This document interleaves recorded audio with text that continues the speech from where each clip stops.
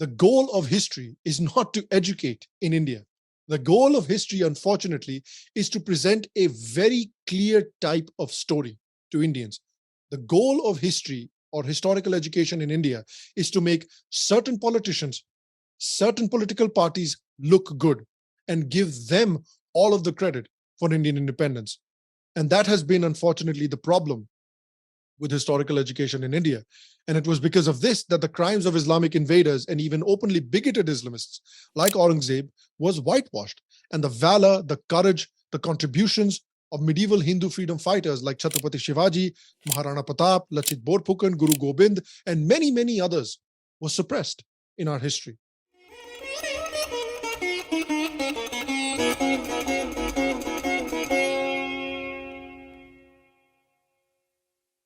I want to first just take a second and thank Sangam Talks for this invitation. This is a great honor for me.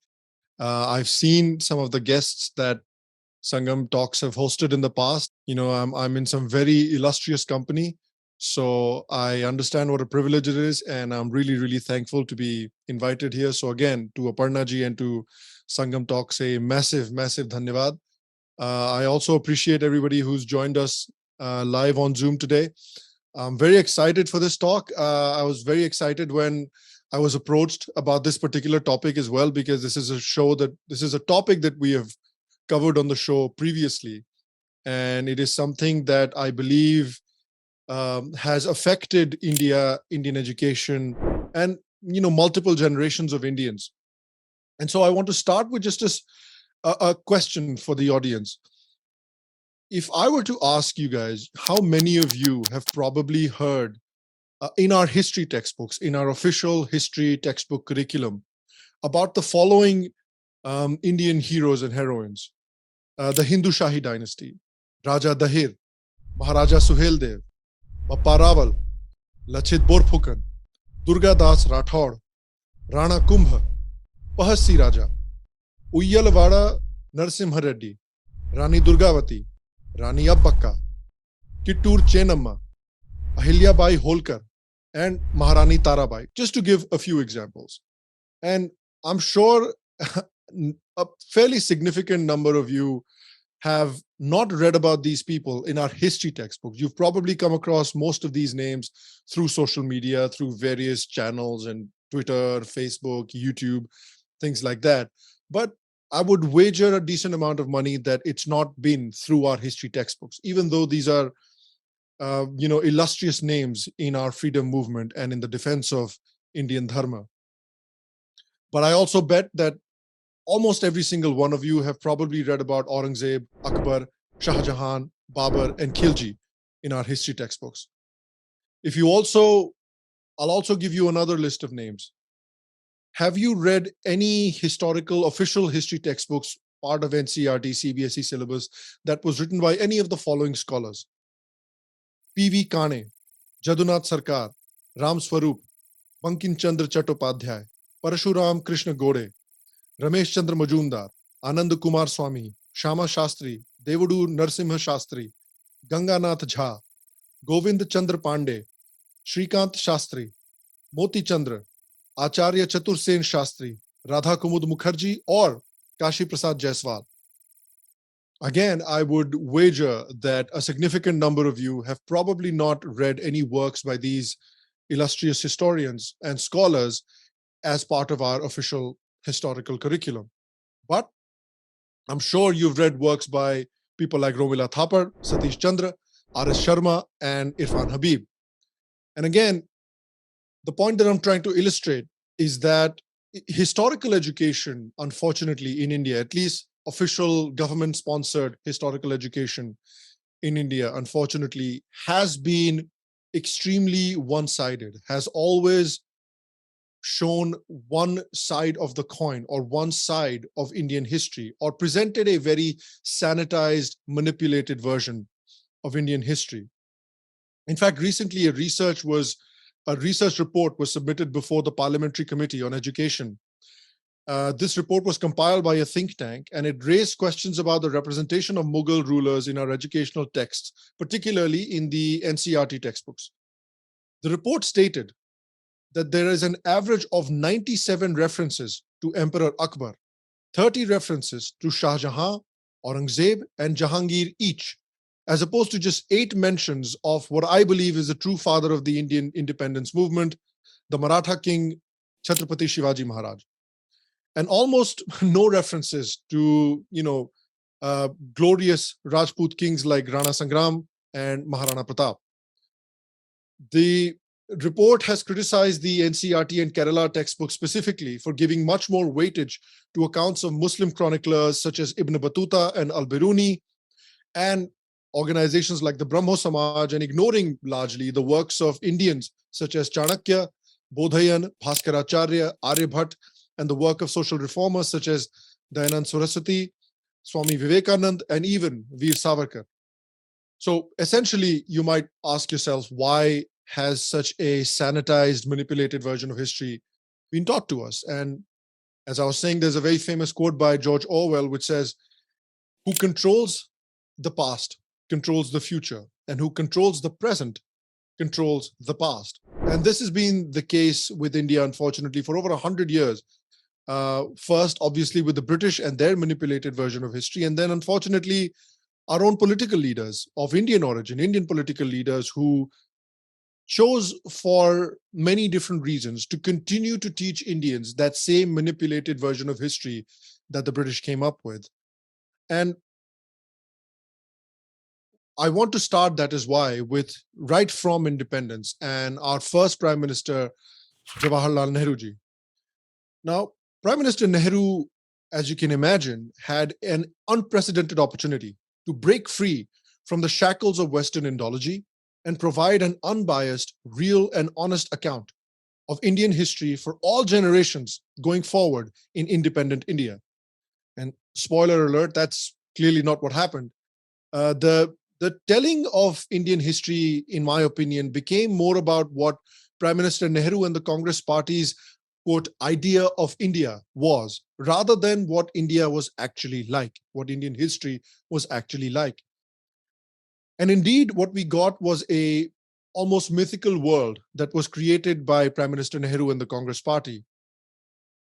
I, for one, however, I know there's a lot of speculation about Prime Minister Nehru's ideology and his vision for India. I, for one, do not believe that Prime Minister Nehru didn't have good intentions, or that he wanted to, purposely wanted to tear the country apart. I think he understood more or less the responsibility he had towards India to not just grow India, but to also nurture India's grand civilizational heritage. It showed actually in a speech that he delivered at Aligarh Muslim University just after Indian independence, where he seemed to ask a very pointed questions to the Muslim students of AMU. He said, and I quote, "I have said that I am proud of our inheritance and our ancestors who gave an intellectual and cultural preeminence to India. How do you feel about this past? Do you feel that you are alone also sharers in it and inheritors of it, and therefore proud of something that belongs to you as much as it belongs to me? Or do you feel alien to it and pass it by without understanding or feeling that strange thrill which comes from the realization that we are the trustees and inheritors of this vast treasure?" Unquote. You can tell from this speech that he understood the massive civilizational wealth and the massive civilizational heritage that was being passed on to his generation, and that he wanted to pass on to future generations. A famous historian and author Konrad Elst wrote about this chapter in Prime Minister Nehru's leadership. He said the best known propounder of negationism was certainly Jawaharlal Nehru. At any rate, his writing contains some crude cases of glorification of Muslim tyrants and concealment or denial of their crimes. With Prime Minister Nehru, negationism became the official line of the Indian National Congress, and after independence also of the state and the government.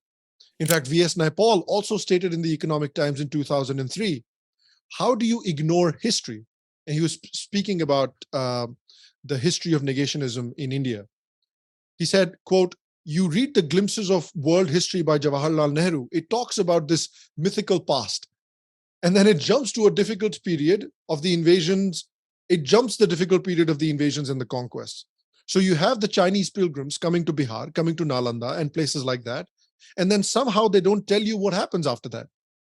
Why these places are in ruin. They never tell you why the Elephanta Island is in ruins or why Bhuvaneshwar was desecrated.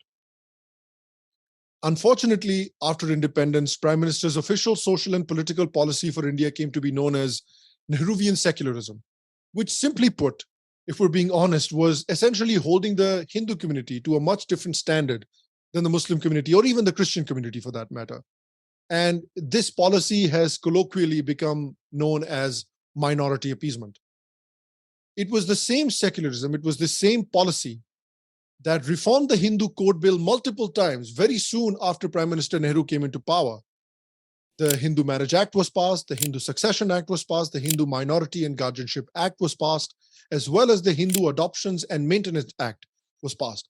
However, when Prime Minister Nehru was asked by some critics and some colleagues about why aren't Muslim laws being reformed, he said that the Muslim community will reform when they're, quote, ready for it. He believed that the Muslim community wasn't ready for reform, but the Hindu community was, because of due to the same secularism, which gave us Articles 29 and 30 of the Indian Constitution, which essentially give special rights to minority communities to set up their own and manage their own educational institutions, a right again which has not been provided properly to the Hindu community. And these kinds of actions and these kinds of disparities, either politically or culturally or socially, as you can imagine, are quite damaging to the Hindu community. And it is also very damaging to the Hindu-Muslim relationship, because one community feels like another community is being treated with child gloves or kid gloves, and another community has to act like adults. However, I do believe that arguably one of the most far-reaching and damaging affront to India was the deliberate manipulation of history, which began under Prime Minister Nehru's regime and became a de facto policy under successive Congress governments. And a couple of examples should hopefully illustrate this point. The first is the appointment of Maulana Abul Kalam Azad as India's first education minister.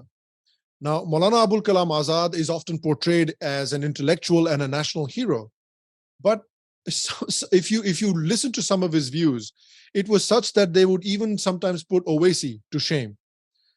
He was a man who very strongly believed in the concept of the Muslim Ummah or the Muslim Brotherhood above everything else. He said, and I quote, "It is possible for a father to turn against his son, not impossible that a mother separates a child from her lap. It is possible that one brother becomes the enemy of another brother. But the relationship that a Chinese Muslim has with an African Muslim, an Arab Bedouin with a Tatar shepherd, and which binds in one soul a neo-Muslim of India with the right descendant Qureshi of Mecca, there is no power on earth to break it and to cut off this chain." Maulana Azad also, some people might not know, was a massive supporter of the Islamist Khilafat movement. He said in its support, and I quote, "If even a grain of the soul of Islam is alive among its followers, then I should say that if a thorn gets stuck in a Turk's soul on the battlefield of war, then I swear by the God of Islam, no Muslim of India can be a Muslim until he feels that prick in his heart instead of soul, because the Millat-e-Islam or the global Muslim community is a single body." So this is our first education minister who believed that if any Muslim is not completely and utterly involved in the Khilafat movement, then he is not a true Muslim, then he is not a patriotic Muslim, then he's not a real Muslim. And the reason, which is interesting, if you look at some of the other opinions that the Maulana gave, it becomes apparent that the Maulana opposed the partition of India was not because he wanted a united, strong India. It almost seemed like he believed that the Islamic conquest of India is incomplete and a partition would slow down the process. He said, and I quote, "By demanding Pakistan, we are turning our eyes away from the history of the last 1,000 years, and if I may use the League terminology, throwing more than 30 million Muslims into the lap of Hindu Raj." It appears that he is still lamenting the yet incomplete Islamic conquest of pagan India. And to give someone with such views the charge of designing and implementing India's historical educational program is a bit, and expecting a fair representation of history is a bit like putting a fox in a chicken coop and expecting all the hens to live long, healthy, happy lives. It was such a bad decision that even Mahatma Gandhi, who at this point we all know bent over backwards to appease the Muslim community on many occasions, even he wrote to Prime Minister Nehru saying, quote, advise him not to make Maulana Azad the education minister, as he was convinced that the Maulana would ruin Indian education. This is coming from Mahatma Gandhi himself. And to reiterate the point made by Dr. Conrad Elst earlier, Maulana Azad saw to it that the history of India presented in the textbook was again negationist. That is, cover up the deeds perpetrated by Muslim invaders and settlers and converts, the loot, the slaughter, the destruction of temples, the jizya tax, the forced conversions, the forcing widows of dead soldiers into harems, sale of captured children in the slave bazaars of Baghdad, burning of libraries and appropriation of defeated people's properties to constitute waqf for the welfare of Muslims and Muslims exclusively.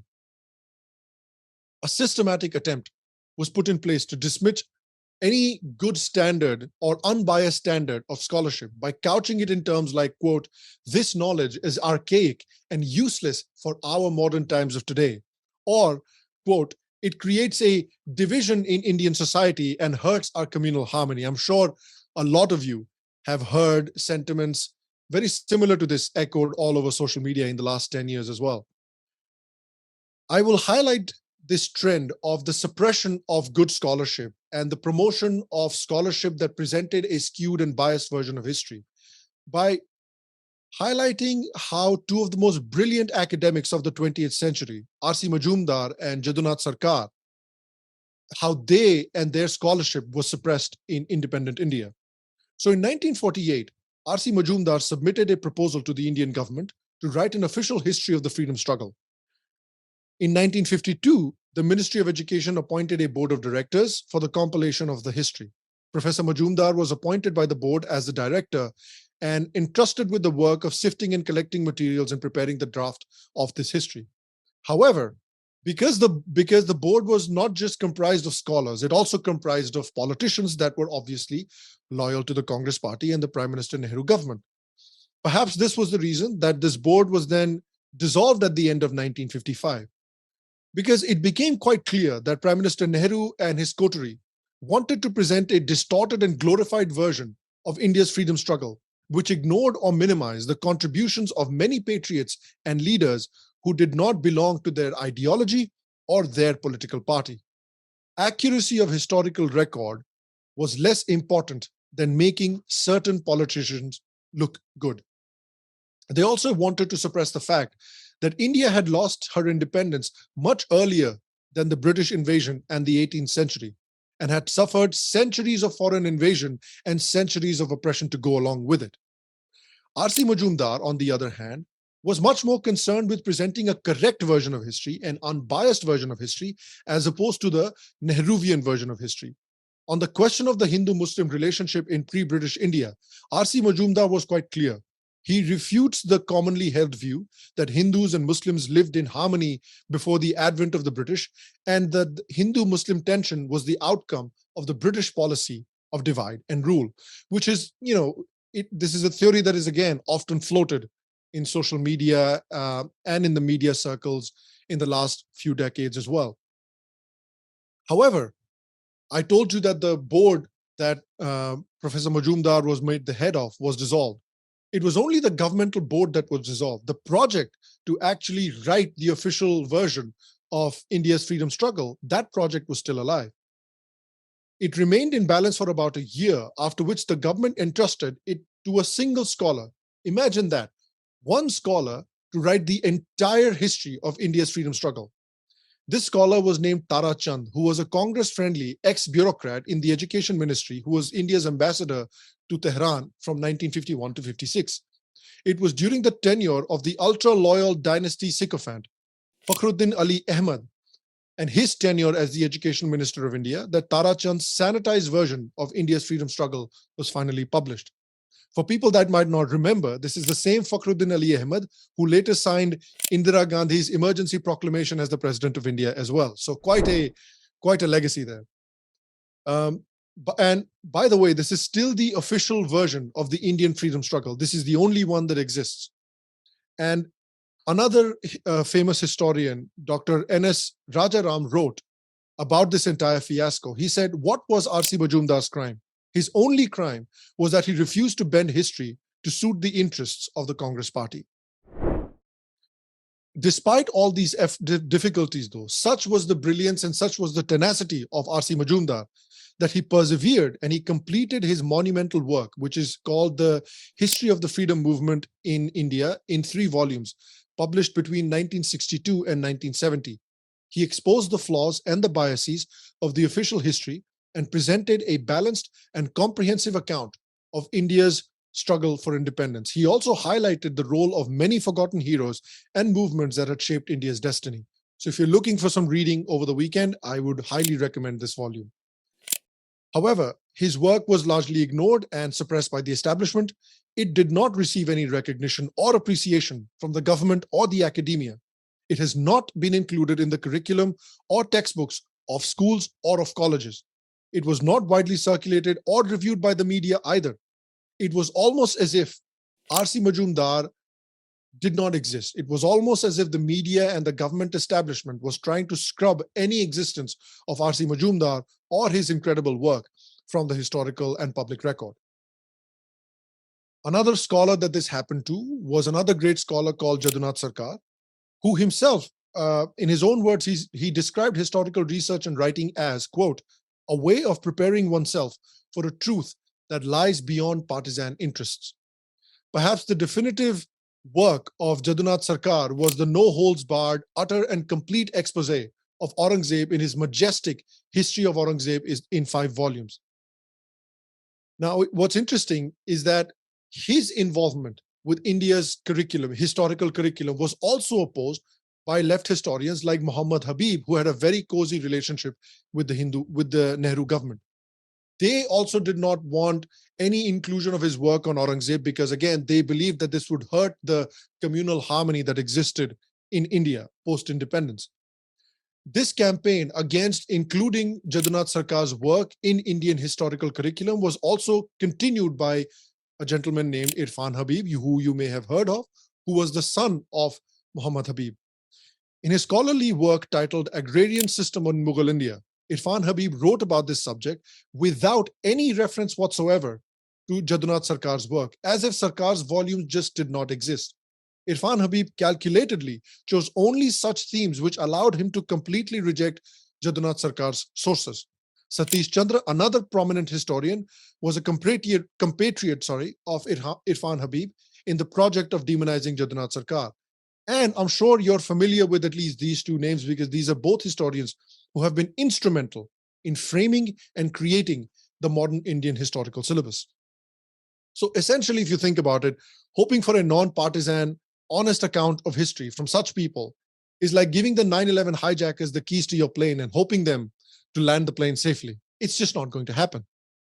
Thus, the stage was set for rampant and wholesale historical distortions at the hands of Marxist propagandists for the next 50-odd years at all levels, from the primary school to the university. The distortions remain even as we speak.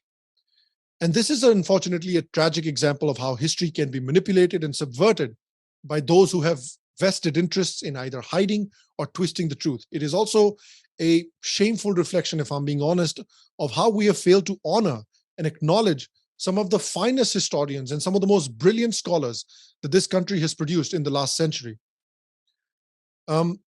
Also, on top of all of that, if you look at the history of censorship in India, and Prime Minister Nehru's long record of censorship is also well understood and well established. In fact, scientist and researcher Anand Ranganathan has compiled a very exhaustive list of books, of magazines, of songs, films, newspapers that were either banned, and journalists and artists that were jailed by Prime Minister Nehru, which is very easily accessible on Twitter. This created, if you think about it, an atmosphere of fear where basically the government had a stranglehold on information. You either comply and you toe the government line, or you go to jail, or you fade into complete and utter obscurity. This is why Veer Savarkar, who is an open critic of Mahatma Gandhi and Prime Minister Nehru's appeasement of the Muslim community, as well as an open critic of Gandhiji's support to the Khilafat movement, was basically completely sidelined from the history curriculum, and for decades was wrongly painted as simply a Hindu bigot as well as a British collaborator. And there are more examples as well. If you look at the iconic trio of Lal Bal Pal, which was Lala Lajpat Rai, Bal Gangadhar Tilak, and Bipin Chandra Pal, these people were called extremists in our history textbook. They were called extremists simply for demanding Purna Swaraj, or complete independence. And no wonder also that rather than calling them revolutionaries, which they were armed freedom fighters, many of our revolutionaries. Another prominent historian, Bipin Chandra, in India's struggle for independence, regarded Bhagat Singh and his ilk as, quote, revolutionary terrorists. In modern India, Professor Sumit Sarkar, another eminent historian, uses the term, quote, terrorists, or, quote, Bengal terrorists, for Khudiram Bose and Prafulla Chaki. Very recently, too, Sunil Khilnani, in his latest book, Incarnations, calls Veer Savarkar, quote, the young terrorists.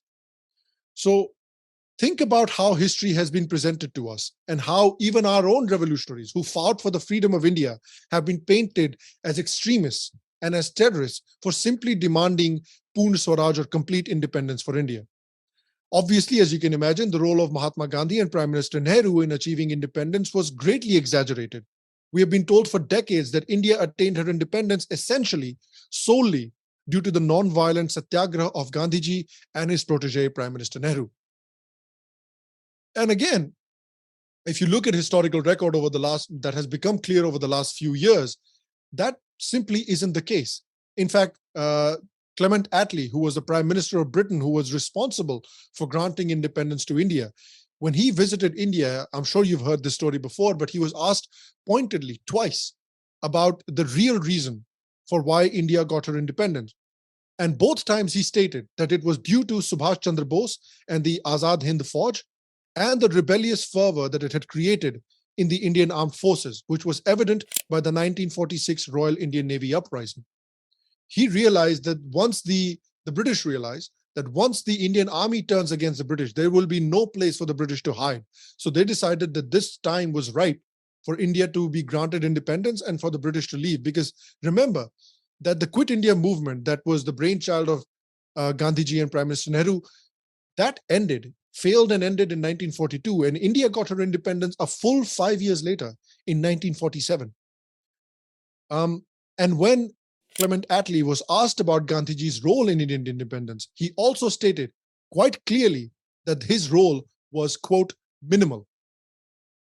And if you think about it, it makes sense that India got her independence through the actions of Subhash Chandra Bose and the Azad Hind Fauj and the revolt in the Indian Navy, because Veer Savarkar for a long time believed that the day the armed forces revolt, the British will run away with their tail between their legs, which is why he favored an armed revolution to inspire the Indian armed forces to revolt against their British masters. Dr. B.R. Ambedkar also reflected this same sentiment that Clement Attlee said in his interview with the BBC in 1955. He said, quote, that the British had been ruling the country in the firm belief that whatever may happen in the country or whatever the politicians do, they will never be able to change the loyalty of the soldiers. That was one prop on which they were carrying on the administration. And that was completely dashed to pieces post-INA and the 1946 Royal Navy uprising.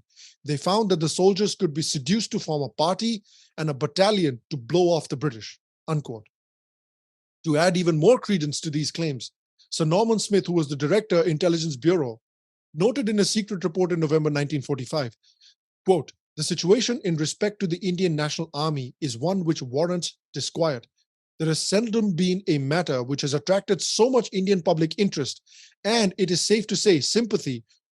The threat of security of the Indian Army is one which would be unwise to ignore. This is coming from British sources themselves. Lieutenant General S.K. Sinha, former governor of Jammu and Kashmir and Assam, one of the only 3 Indian officers posted in the Directorate of Military Operations in New Delhi in 1946, made this observation, quote, there was considerable sympathy for the INA within the army. It is true that fears of another 1857 had begun to haunt the British in 1946. And now I want to ask you, how many of you have heard these stories? How many of you have heard these interviews? I would be willing to wager very few of you. Because again, the goal of history is not to educate in India. The goal of history, unfortunately, is to present a very clear type of story to Indians. The goal of history or historical education in India is to make certain politicians, certain political parties look good and give them all of the credit for Indian independence.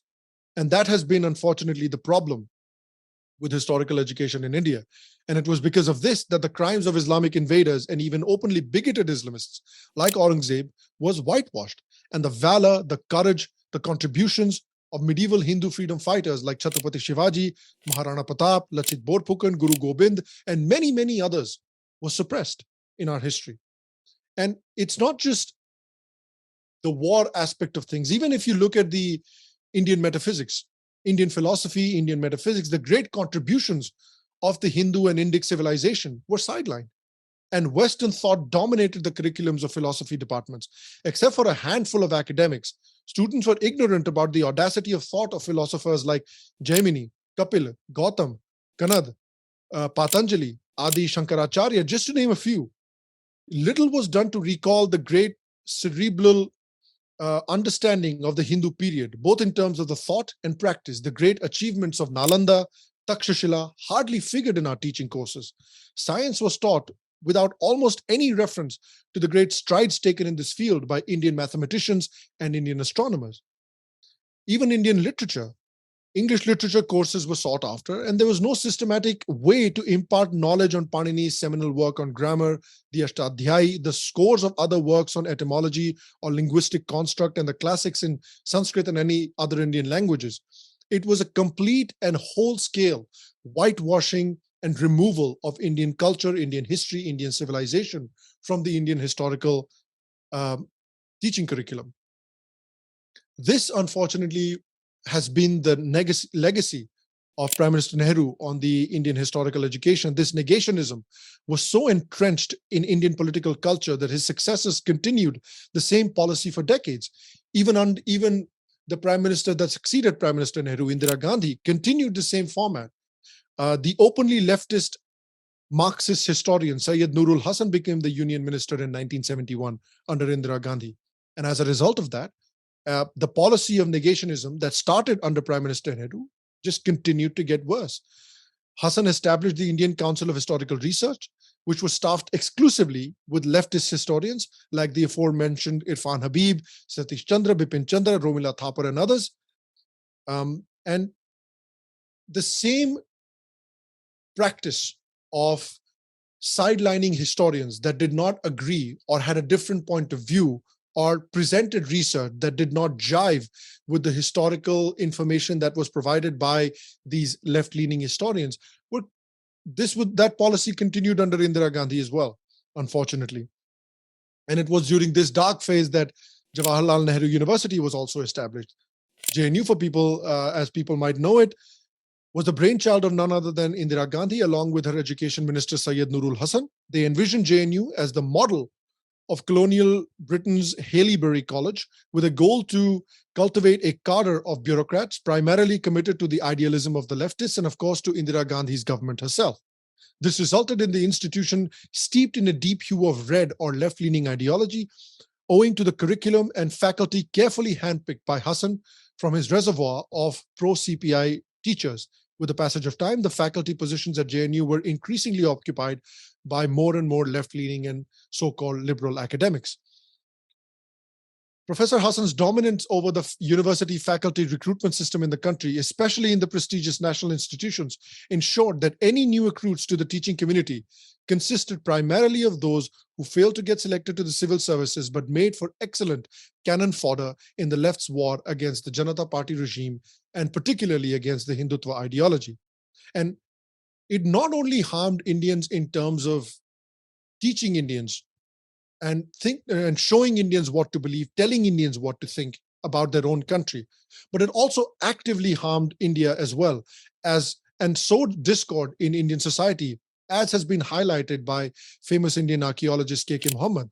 K.K. Mohammed was part of the first ASI archaeological team led by Bibi Lal and has strongly maintained that there is enough archaeological evidence to prove that there are temple remains below the Babri Masjid.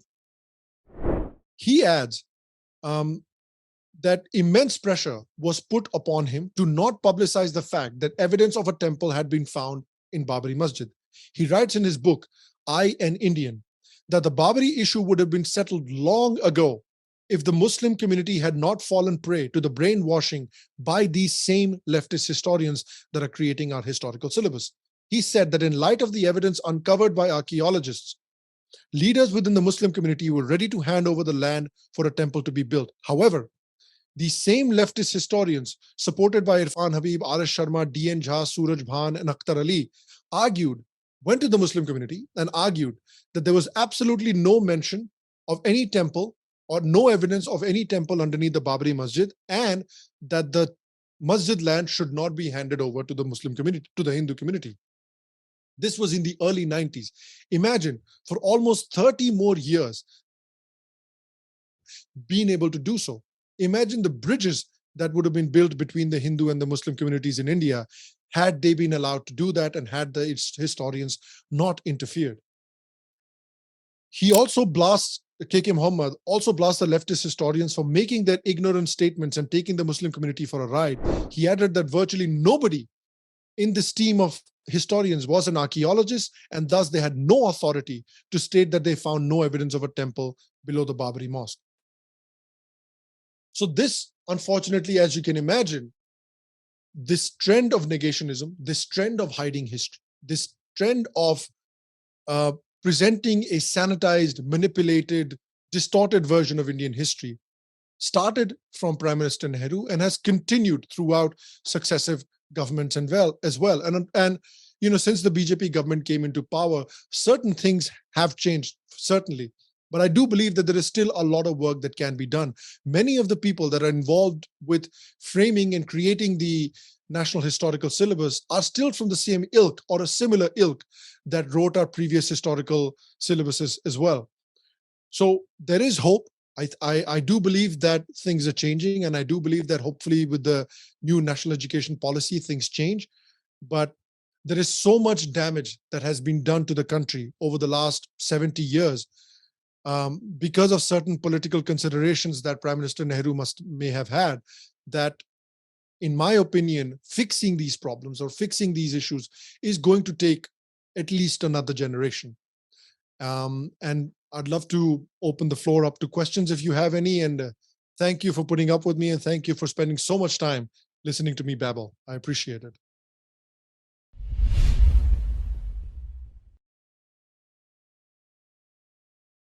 Good evening, Sham. Hi, The Kalyan. question, I was actually reading this thing, Dr. Vikram Sampath's book in The Revolutionaries. And there he actually, during the Savarkar part 2, he actually mentioned this person. I was hoping you would know something about it. And also, could you shed some light on the Bhumiyar Brahmin rebellion against the British? Because we know about the rebellion against the Bhumiyar Brahmins, but it's not much known about what they did against the British. Well, I'm not entirely sure which specific one that you're talking about, but in at least in that part of the country, the one that's obviously famous is the 1857 one, because before 1857, the British Indian Army was made up almost entirely of soldiers from like the Awadh area or eastern UP, Bihar, Bengal, those kinds of areas. And a lot of Bhumihars, like you said, were also employed by the British Army at that point. And it was, in fact, mostly soldiers from these areas, including the Bhumihars, that had revolted against the British in 1857. Which is why, after the revolt was finally, you know, the War of Independence was finally put down by the British started seeing the Bhumihar community as well as all the soldiers from this area as untrustworthy. They believed that these people could revolt in the future again. And so that is where the sort of idea of the martial races also came from for the British, because they decided that, okay, the communities of the soldiers that had been loyal to the British, or that had not openly revolted against the British, or that had helped the British put down this rebellion against them. they would be awarded with the name of martial races. They would be declared martial races, and they would be given preference when it comes to induction into the army. And it just shows you it's obviously a completely unscientific and a completely nonsensical nomenclature or classification. There is no such thing as a martial race anywhere on the planet. There are obviously communities that are more. However, any community, any person, any group is capable of being a martial race. I mean, if you look at the Israelis, they come from a background of shopkeepers, bankers, business owners, things like that. And within a generation, one generation, they basically transformed themselves into the most elite fighting force that was able to defeat 6 combined armies in the Middle East. So yeah, I've never really understood the whole concept of a martial race, but essentially that is what happened. That the soldiers from these sort of East India areas that were previously inducted into the army, they were wholesale removed. The martial races were given preference into the induction into the army, and that system has continued even to this day. Even to this day, a lot of the induction into the Indian army that happens from the previous sort of previously established martial races coteries. And again, about the extremist part that you said, that they were called extremists and terrorists. Sanjeev Sanyal says that history was written by this side, Gandhi Nehru Yes. side, and they called themselves nationalists and they called the other side the extremists. While if history had been written by the other side, they Yeah. would have called themselves the nationalists and Gandhi Nehru as the loyalists. Yes. My name is Pratik. Ma'am, can new education policy of India and UCC, Uniform Civil Code, will put end to Nehru policy and will make us understand about our great history? That's the hope. That's what hopefully that those are the promises that have been made by the current government, that the new education policy will be revamping the historical education or the historical curriculum in a big way. Not We haven't seen like very big whole scale significant changes so far in the history curriculum. We've seen some changes for sure. There was news came out, I think it was a few weeks ago, that Veer Savarkar will be taught in like school curriculum and Delhi University curriculum for the first time in independent India. So, there are some positive signs there, but I do think that I have hope. We are yet to see I'm yet to read the complete draft or see the complete draft, but I have hope that the government takes its promise seriously. So right now, all we can do is speculate. My question might sound repetitive in terms of the points you just stated, Sure. but being a fellow Indian American in the Midwest, I can state that those who have undergone didactic education in India, we have this tendency to I would say imbibe from our history books that you lose other than Chandragupta Maurya and the Cholas, etc., Yeah. which probably comprised of 10% of the curricula. It's probably a Thanosian version of brilliant social engineering over a period of time, because we are led to believe that we lose everywhere and we're incapable of fighting and everything. And I think that reflects in our ability to stand up for ourselves, both within India and especially overseas. Like if you look at what's happening in the United States, I think it's kind of a reverse flow of information. On this visit, I've noticed that to India that most sociology students are referencing Audi Trushk more than the local historians. So Right. it's kind of disconcerting, right? Because we are relying on the West for our particular history, and the Indian Americans, unfortunately, the bulk of them are unable to stand up and probably Yeah. push back in a very concerted manner, as you would see other nationalities do. And in fact, if someone has seen it, if someone comes and is probably offensive towards India, most of the Indian Americans would give them $100 donation, especially if they're Democrat.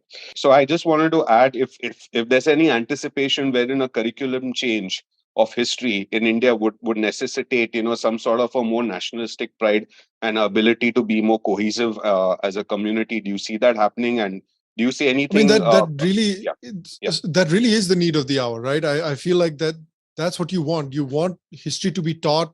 I mean, it's Indian history. Everybody, every other country in the world, when they teach their history, there is a nationalist fervor in them. Accuracy is also important, but it's also important to instill a sense of pride in your people.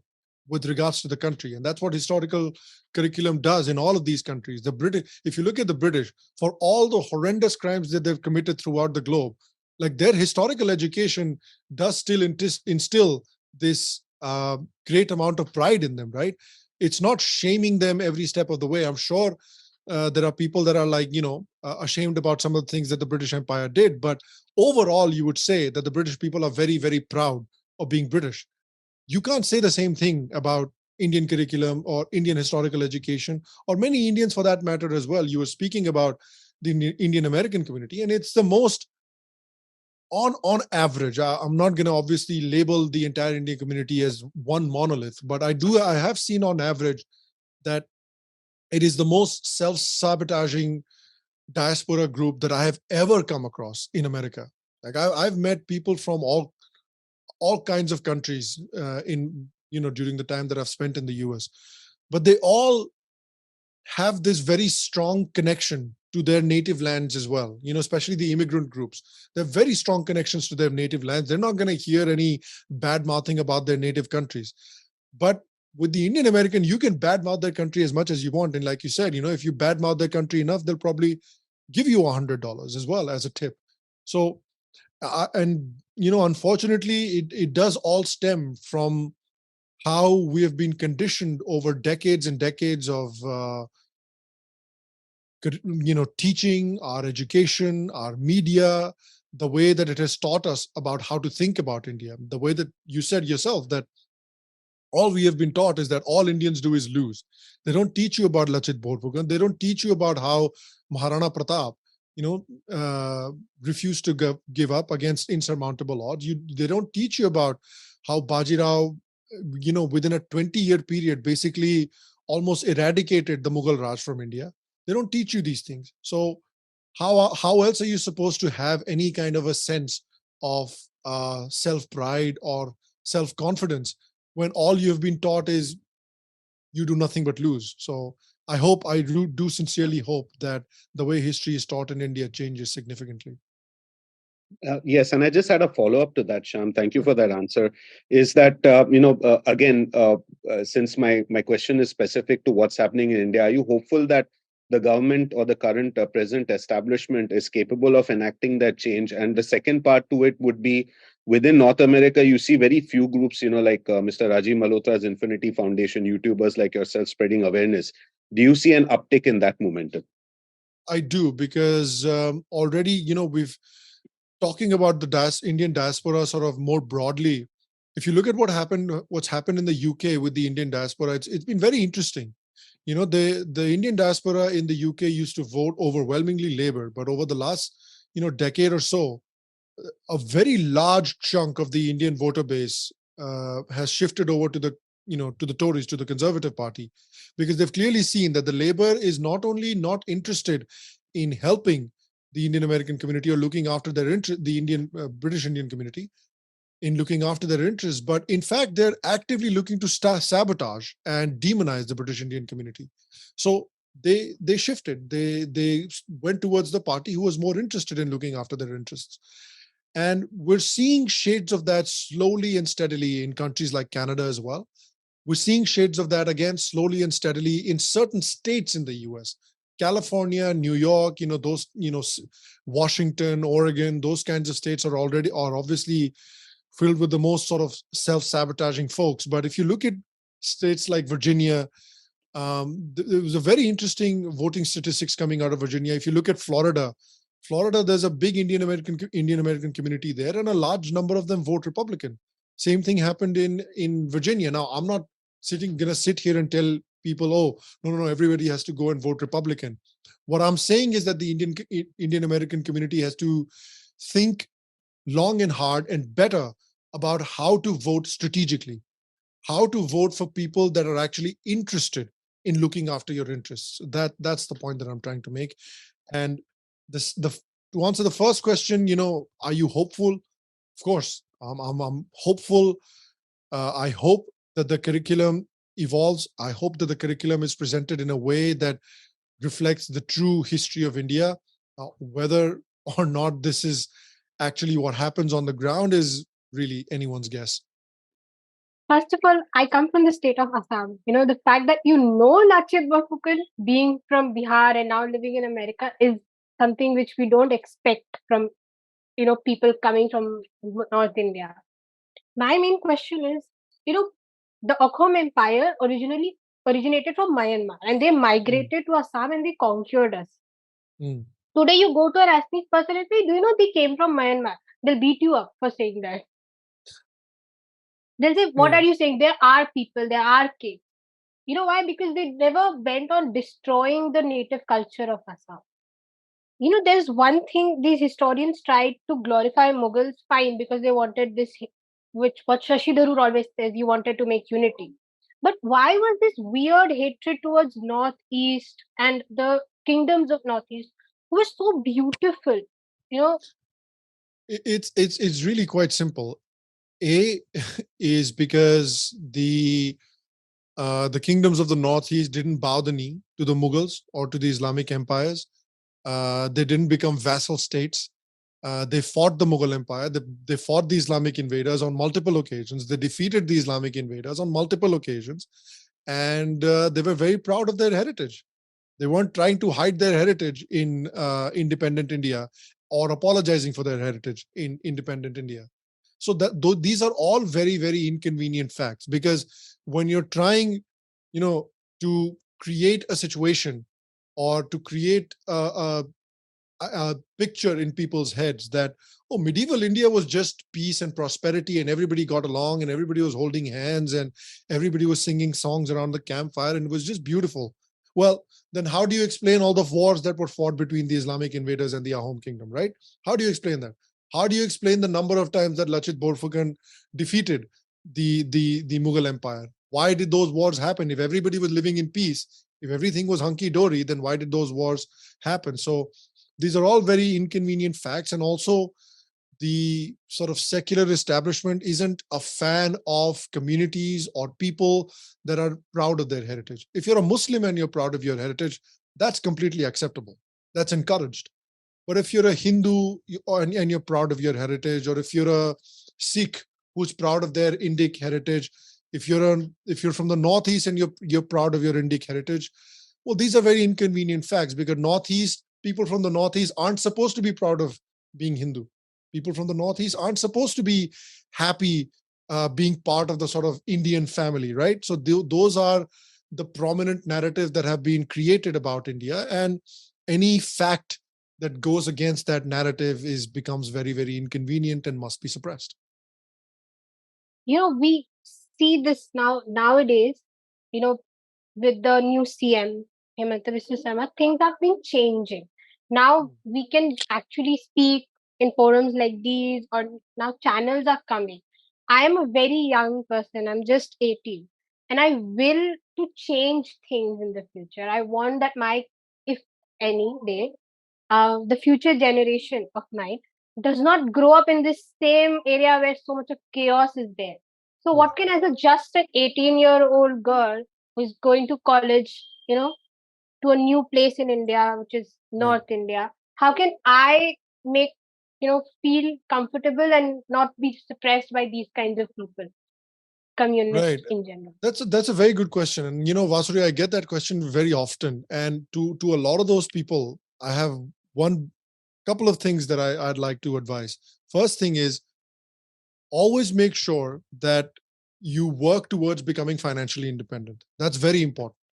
And so you go to college, you get a job, and you put yourself in a position where people cannot hurt you financially, because if you speak your mind, and if you say things that people might consider quote unquote inconvenient or harm the communal harmony of the country, we've seen over the last 5 or 6 years, 10 years, that if you can't shut people up, you try to go after their jobs. That's the best way to shut people up. You try to go after their financial well-being.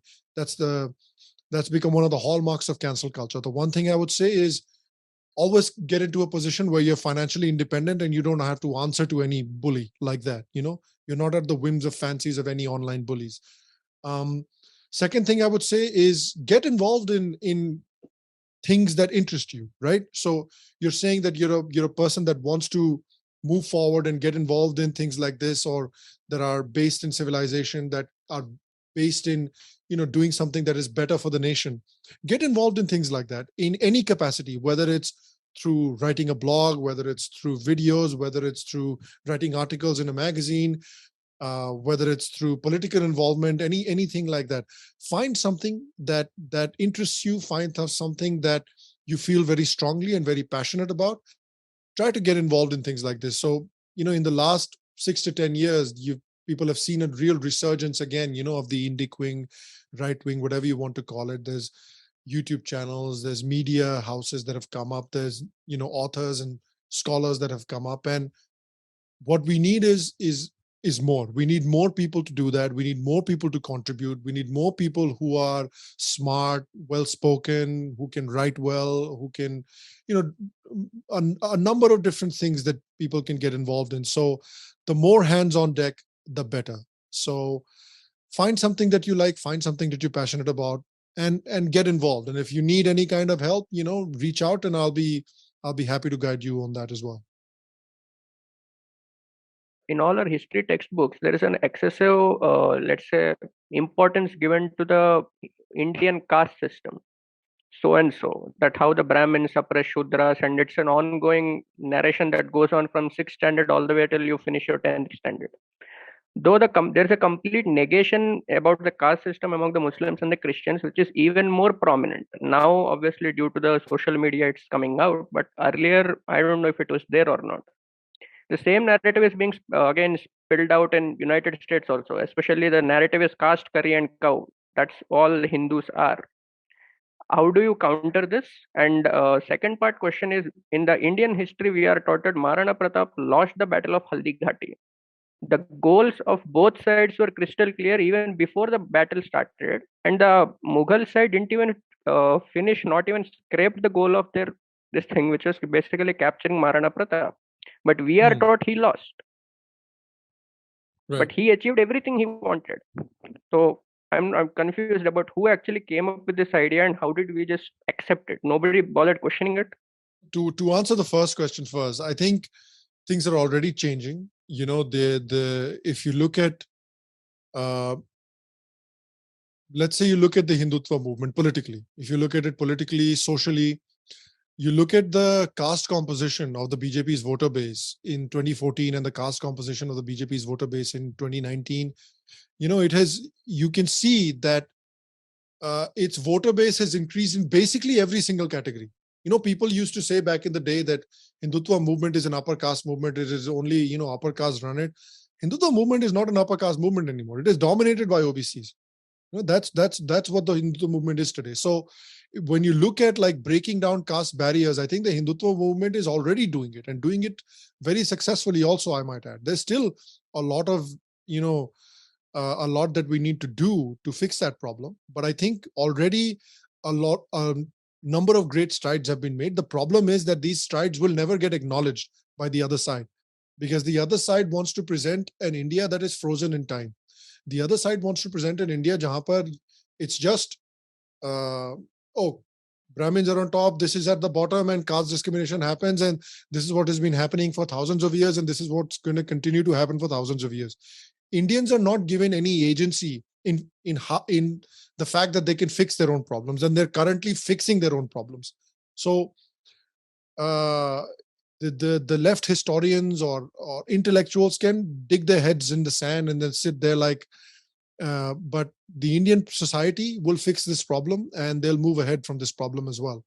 And the second part that you ask about, this is happening in America as well. Well, that's also unfortunately down in a big measure down to the Indian American diaspora itself. Because if you look at some of the biggest supporters of these caste laws, it's Indian Americans themselves. It is the Indian American diaspora that is giving thousands of dollars to these same politicians who then turn around and are currently in the process of passing these caste laws in California. And then they're going to extend it to the rest of the country as well. So unless the Indian community can stick the knife out of their own backs that they have owned, that they've put in there themselves, this problem isn't going to fix itself. So it is the diaspora community that needs to wake up, that needs to understand who their friends are, who their enemies are, and start voting strategically. And the last part that you asked about Maharana Pratap and the Battle of Haldighati, well, again, the goal is to emasculate any prominent Indian warrior, right? So if you have Maharana Pratap, who stood out against the insurmountable odds against the Mughal Empire, well, we can't let him become a hero in Indian culture and among the Indian people. So we have to create, okay, he lost the Battle of Haldighati. He was not such a great king. Similarly, if you look at Guru Gobind Singh, Guru Gobind Singh though is actually not connected to Hindu culture at all. Unka culture to ek din aasman se tapak gaya tha. So that is what happened. So he's not part of Indian culture basically at all. If you look at any other warriors, this was a so-and-so warrior was so great, but no, he was a religious bigot. So we can't include him as an Indian warrior. So the goal is again to have a culture, have a country of people completely emasculated, completely basically having no military instinct whatsoever, having no martial instincts whatsoever, have a docile population that is very easy to manipulate, that is very easy to control. What the establishment is the most afraid of is losing control, and that is what is happening right now. They're losing control of the narrative. They're losing control of historical education. They're losing control of the media. So, and that is why they're screaming and shouting so much right now. I have a question from Lal Krishna ji. He says, my question to Shyam is that do the psyche of those who rule the nation drop down to the common public?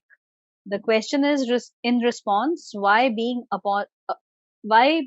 unapologetic for what we are has become such a big thing in this country?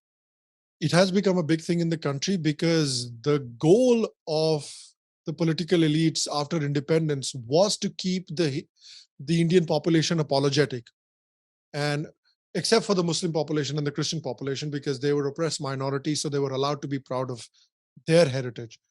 But the rest of India was not allowed to be proud of their heritage, because the goal was, the narrative was in our history textbooks that these people are oppressors, these people are terrible people, all they have done in their history is oppress this community, oppress this community, oppress the Muslim community, oppress the Christian community. So how can you, when you've created this narrative around your country, around your people, that you are nothing but oppressors, you're nothing but horrible people, so then how can you be proud of that? If you say, okay, I'm proud of being an Indian, I'm proud of being of being a Hindu, I'm proud of my great civilization and my great ancient warriors that have protected my dharma against the invaders, well then you're celebrating horrible people, you're celebrating bad people. You're not allowed to celebrate bad people. That's why it is treated as a crime, because every single hero that we've had, every single warrior that we have had has been painted as a bigot, as an evil person, as a terrible person. So then celebrating that obviously becomes a problem. But what they don't realize is that Indians now don't give a crap. Honestly, they have no interest in listening to the establishment about who they can celebrate, who they cannot celebrate. They treat Maharana Pratap as a deity almost at this point, and they'll celebrate them. They don't care whether or not he destroyed Aurangzeb's empire or not, So that narrative, they've lost, as I said, they've lost control of the narrative, and they're having a little bit of trouble handling it at the moment. Hey, thanks, Shambhav, for having this talk. I really enjoyed it. Of course, man. Hi, Chaitanya. Hello. My question is regarding the social media perception. So we talked about why it is very critical to correct the narrative, especially in the history textbooks. While we are hopeful of the NEP, let's say it will have some kind of returns over, let's say, next 5 years or decade. That's like a long-term thing. Now, what we also have is a social media perspective, right? People want to know more and instantly. That's why we have a lot of channels coming up. Now, here's I'll tell you about my perception. I want you to correct me here. I see a lot of channels like your show, right? A lot of people who are talking about especially facts. And I see a lot of people who are also talking about leftist ideology and the ideology that basically which is baseless and rootless. And what sort of demoralizes me is the people like you, the shows like you, the channels like you are having some kind of the viewership, not as much as the more cool left-wing people or left-wing channels. This is my perception. For example, if I take your show or the TRS clips, or and maybe I compare it to some other, let's say, Dhruv Rathi's show, right? So there are multitudes of channels that have their own viewership, and they have their own viewership. My question to you is, my perception is this: what demoralizes me is that these kind of shows or these kind of things or the narrative that we're trying to correct has not gained that much traction in current scenario.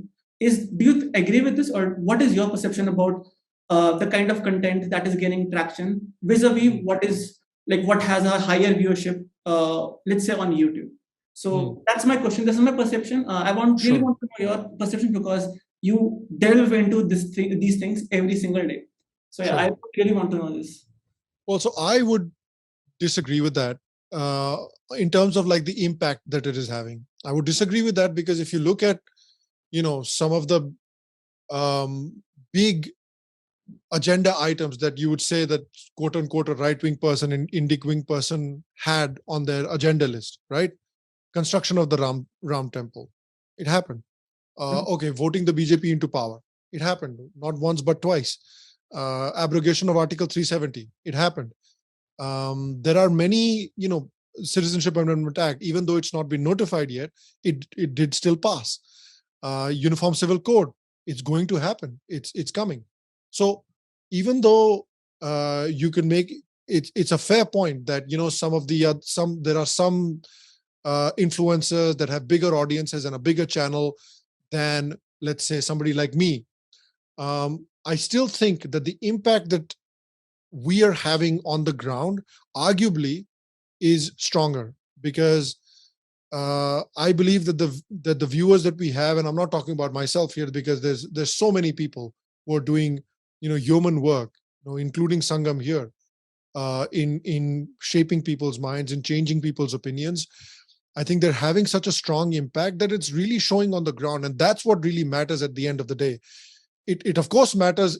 It'll be great if we get more views as well. It'll be fantastic, and that's what we're working towards. And if you look at our channel specifically, in the last 6 months, we've recorded a very significant amount of growth in the last 6 months, if you look at our analytics. But despite that as well, I think what really, really, really matters at the end of the day is who is enacting changes on the ground at the moment, right? So let's say you have certain YouTubers or certain content creators that are saying, well, CEA should not pass. Well, it passed. They're saying Article 370 should not be abrogated. Well, it got abrogated. Sorry, man. They're saying Ram Mandir should not be built. It is fascism. Well, it's getting built, sir. Come to the inauguration with me in 2024 because I'll be there. So while I agree that, there should be more people coming out, and we can all do better to, we can all work harder to grow our audience and reach a bigger audience, which is what we're trying to do through our show constantly. And this is why we're putting out more and more English content as well. But the fact of the matter is that on the ground, we are seeing changes. We are seeing very positive changes. So I wouldn't be very disheartened, because if you look at, serious policy changes that have happened on the ground, I think we're doing pretty well. Hi, sir. I'm a huge fan of yours. Thank you, man. It's great to meet you. Yeah. Like many of my friends oppose that you are too right-wing and you never speak good about, but I always oppose them. Well, I appreciate it. I tried to keep balanced as much as I can, but you can only go so far. No, you must say the truth. Never get scared. And okay. So I had a question about I wanted to ask that, we see that a lot of battles were fought and our ancestors and the invaders. So after so much of fights and continuous struggles, how did they occupy such a large area of India? The Mughals, British, and all that. Well, it was, it's been a multiple of reasons. It's not one reason or anything like that. often one of the big problems with India has been is that they've struggled to offer a united front. Like, okay, your neighboring kingdom gets attacked, ठीक है, मेरा क्या करना उससे? Nothing to do with me. Let them handle it. जब हमारे पास आएगा, then we'll handle it. So very often that's been a problem. There have been occasions, in Indian history when different kingdoms have teamed up to get rid of the invaders. It happened when I think Marwar, Mewar, and the Jaipur state, I forgot what it was called, they came together to fight the Mughals after Aurangzeb's death. So there have been examples like that, but I think one of the prevailing themes is that they've struggled to put out united front because of political considerations or something like that. But the advantage that India has now, today, and that's why, when the invaders are coming in, they are motivated by ideology often. They are motivated by Indian people that were defending our dharma. They also had never faced people whose ideology was to completely wipe out your entire civilization.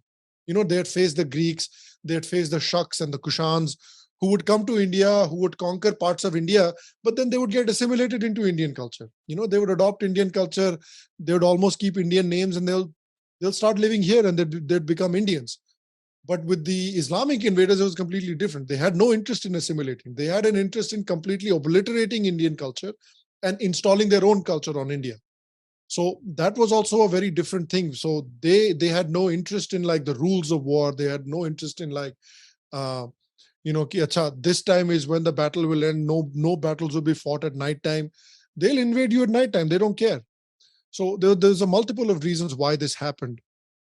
But I think the India now has an unprecedented opportunity or an unprecedented advantage that it didn't have before, is that it is now a single political unit, something that had not happened, for long stretches of India's history. So hopefully we can take back some of the areas that we had lost, especially in Kashmir. Sir मेरा ये question सबसे पहले तो sir आपसे मिलना एक interview type हो रहा है। सर मेरा ये क्वेश्चन था कि उत्तराखंड में जैसे इलीगल मजार वो लोग बना रहे हैं और जिस तरह से कब्जा कर रहे हैं, तो क्या आपको लगता है कि उत्तराखंड अगला कश्मीर बनने वाला है? उतना दूर तो मैं नहीं जाऊंगा. I won't go that far because Uttarakhand is still, overwhelmingly majority Hindu population है Uttarakhand की अभी भी.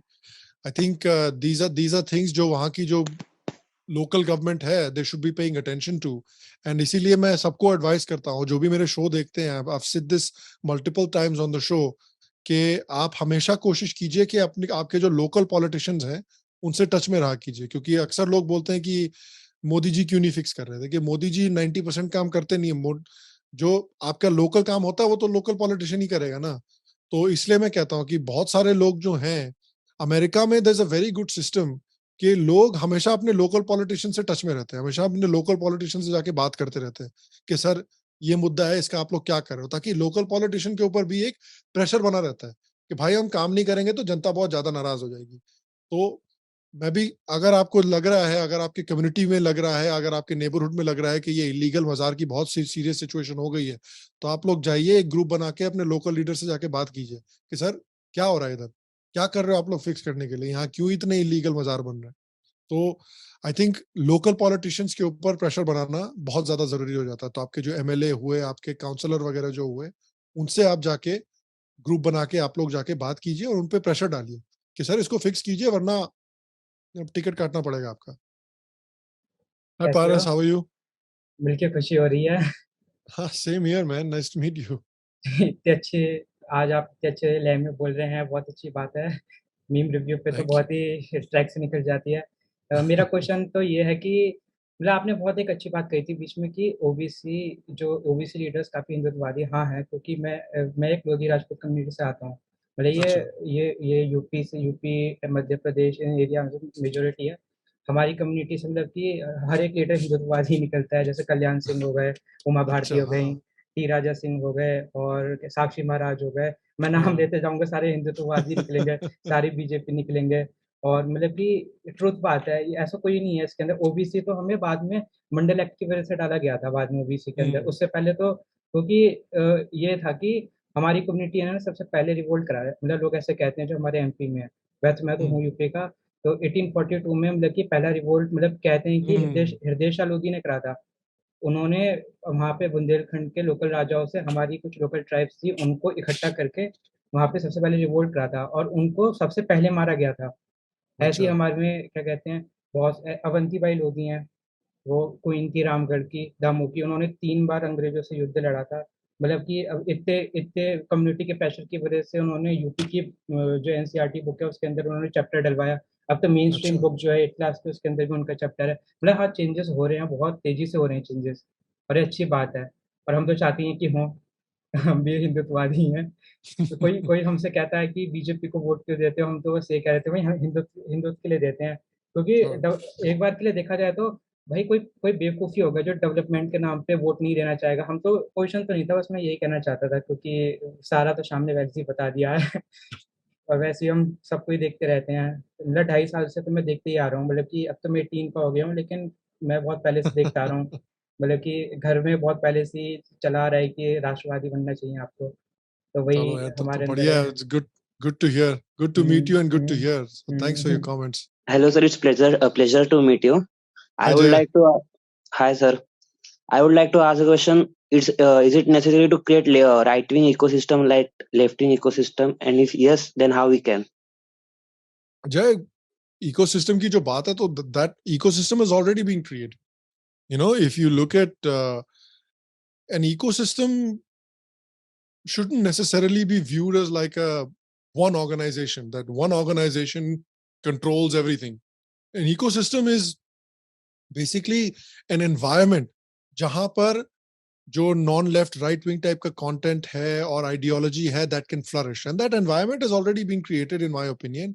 आप देखो कि even 10 years ago a film like Kashmir Files just could not have been made. बनती ही नहीं। आज इतनी तरह की जो मूवीज आ रही हैं, वीर सावरकर पे 2 मूवीज निकल के आ रही हैं। 10 साल पहले ये मूवीज बनती ही नहीं, आप लिख के लो मुझसे। So there is already an ecosystem that has been created. All these, you know, these channels जो निकल कर आए हैं, चाहे YouTube पर हो, Instagram पर हो, Twitter पे इतने सारे handles हैं. There are so many authors and scholars that have become best-selling authors like Jesai Deepak, Vikram Sampath, Sanjeev Sanyal.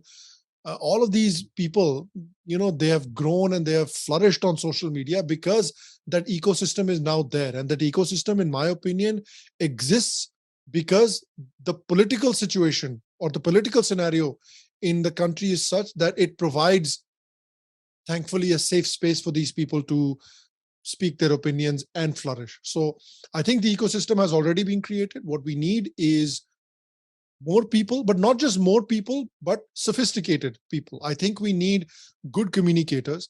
I think we need people who can write well, speak well, things like that, to come and join this ecosystem, to come and become part of this ecosystem and help grow the ecosystem. I think that's the need of the hour. I think the ecosystem already exists. Seeing some leftists making false statement on Kerala story, they talk that love jihad is false. So what do you Mr. Shambhav Sharma, what do you think of love jihad and why these leftists are supporting love jihad and making whitewash of love jihad? Why they're whitewashing is very clear, is because, you know,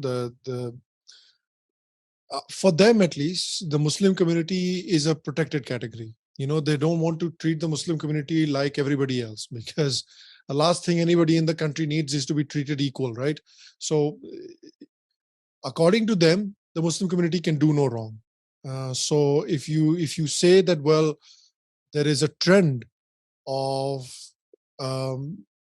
young Muslim men that under false pretenses target non-Muslim women, whether they're Christian women or Hindu women, and there are multiple reporters who have conducted ground reports and reported many stories, dozens and dozens of stories.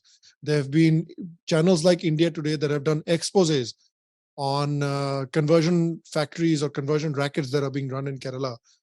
That completely destroys this fairy tale situation that they've created in their heads, that, well, Hindus and Muslims exist in complete harmony and Muslims are just oppressed and Muslims can never do any wrong. So that fairy tale gets destroyed. That is why they oppose it. And the only thing that we can do is educate. You educate people, and a lot of people say, you said, how to fight back against love jihad and stuff like that. And, one way is obviously people have those anti-conversion laws, but I think that's the other thing people say is don't let women meet non-Muslim men. Well, that's just anti-freedom. You can't tell women what to do, what not to do. They'll meet whoever they want to meet. But what people should do is, in my opinion, what people should do is that, look, the Hindu community, the Indian community is facing off against two Abrahamic religions whose entire raison d'etre is to convert the entire planet into their religion, right? ये उनका goal है. जब तक ये goal complete नहीं होता, they're not going to stop. So the only thing that you can do is stop playing defensive and go on the offensive. Is you start converting their guys. I think Indian culture, Indian religion, Indian civilization has such a great global appeal, without even like trying to go out of a way to convert people.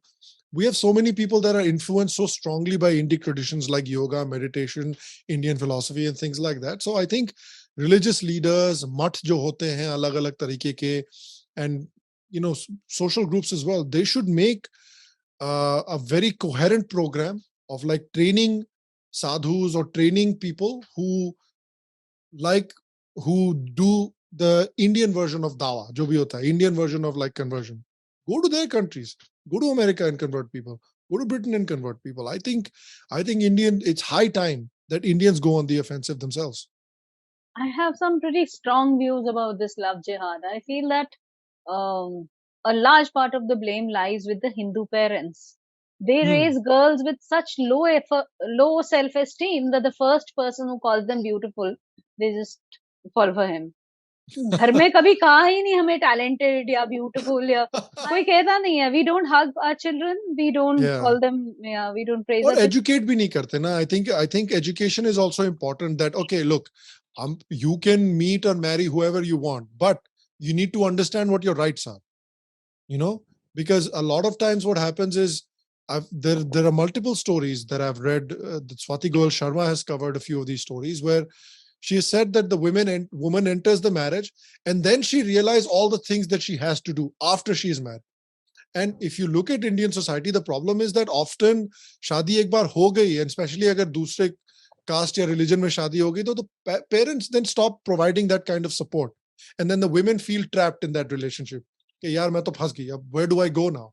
I don't have my parents' support. I don't have anybody's support. I'm just stuck with this family and they're saying convert. Kya karu main? So you have to also, the women also have to know what they're getting into. They should be smart about that. And parents also have a responsibility that you teach your kids, ki, look, wherever you go, whoever you marry, we will support you, but you have to understand what your rights are. Make sure that you are exercising those rights. Make sure कि तुम्हारे ऊपर कोई pressure नहीं डाल रहा. तो वो भी नहीं होता ना. That's the problem. I read somewhere yesterday, तुम्हारा अब्दुल अलग नहीं है, तुम्हारा अब्दुल trained है. So I'll उसको ट्रेनिंग मिली हुई है. सर पहले तो इतना अच्छा लग रहा है आपसे बात करके बार-बार हमको. Recently I went to Agra Fort and all that. Okay, Taj Mahal. So मतलब मुझे जो लगा कि जो आर्कियोलॉजिकल डिपार्टमेंट है वो सिर्फ इन जो इस्लामिक और ऐसे मॉन्यूमेंट्स हैं उन्हीं पे मेंटेनिंग का ध्यान दे रहा है. सो डोंट यू थिंक कि मतलब बाकी जो हम लोग के P and Konark temple and all है उस पे ध्यान देना चाहिए. And secondary that like archaeology का फ्यूचर क्या है, उसको कैसे मुझे भी आर्कियोलॉजी में ही जाना है. So is it a profession and government को उसको कैसे एडवर्टाइज करना चाहिए, क्या ध्यान देना चाहिए उसको? नहीं, ध्यान तो बिल्कुल देना चाहिए. I believe 100%. It's a very interesting profession. I mean, the whole reason that the Ram temple is being built is because archaeologists were able to find, the temple remains under the Babri mosque. So I think in the future also, there's going to be certain places that Hindus are connected to, जहाँ पे वो लोग बोलेंगे कि इसका archaeological survey होना चाहिए, because we believe that there's a temple underneath this building also. So I think in the future also, I don't think we should do this for every single mosque. Otherwise, even the Muslims will feel unsafe. They'll feel insecure. but we should look at at least जो important हमारे structures हैं India के लिए, the most important ones. I think they should definitely be restored to the Indians. And जो पहला सवाल पूछा about Taj Mahal being maintained and other places, I don't think that's necessarily true, because if you look at अभी सोमनाथ का इतना बड़ा renovation हुआ है, the Ram temple is being built, and the government is actually doing a huge program of developing like a temple economy. So they're renovating a lot of temple complexes. Abhi Kashi ka bhi hua hai. The temple Ujjain mein bhi there's a very grand temple complex being developed. So a lot of renovations are happening. I think the big problem that we are facing is the jo smaller temples hain, jo thode chote mandir hain, jo utne zyada popular nahi hai, जिसमें उतने ज़्यादा लोग जाते नहीं हैं, उनकी management और उनकी maintenance, I think that is a problem that the government is currently having, and there's an easy fix for that one, which is to free the temples from government control, let communities manage the temples, and if there's any problem, then the government can obviously always step in, but let the communities manage the temples and just oversee the management of the temple. You don't have to control the temple, so that is an easy fix for that as well. But I do think कि जहां तक आके जो management है temples की, I think it is happening now. Even I went to the Krishna Janambhoomi recently. So वहाँ पे भी like जो पुलिस ऑफिसर्स वगैरह थे, वो मतलब हमें बहुत अच्छे से वो मैटर नहीं पता था about the mosque. Then I asked it, तो वहाँ पे भी वो लोग ने चुप करा दिया कि why are you speaking all this in public? This is a very controversial thing. So like उसका भी क्या होना चाहिए? क्या होना चाहिए? मतलब जब मंदिर बनेगा तो जाके घूम आना, और क्या होगा? अरे एकदम बस वही होगा. That's what's gonna sir happen. मैं जितनी जगह गया वहां पे like Hindu temples and all, इतना याद आया ना आप कि आप होते तो एकदम. मैं जाऊंगा जब when I'll go when the Ram Mandir gets inaugurated, I'll go there, so we'll try to organize something.